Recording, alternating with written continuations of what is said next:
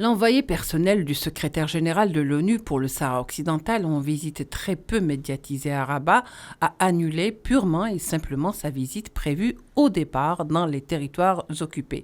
L'annonce a été faite la veille de la visite, c'est-à-dire le 4 juillet. En fait, cette dernière tournée, ou deuxième tournée de Staffan de Mistura, a été entourée d'un grand silence médiatique du Maroc. Car avant même qu'il ne commence son périple, le porte-parole du secrétaire général de l'ONU, Stéphane Dujarric, avait tweeté que la visite de Mistura l'emmènera aux territoires occupés.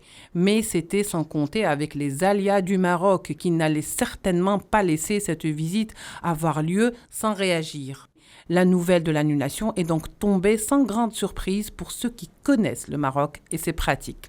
Le Maroc ayant déjà empêché de Mistura de se rendre au Sahara occidental en janvier dernier, ne pouvait le permettre aujourd'hui lors de cette sortie, et c'est chose faite. Pour le Front Polisario qui déplore cette annulation, Rabat tente d'empêcher de Mistura d'être le témoin de la situation dans les territoires occupés, précisant que des conditions préalables lui ont été imposées. L'Algérie, de son côté, estime que le Maroc est en train de saboter les efforts de Mistura.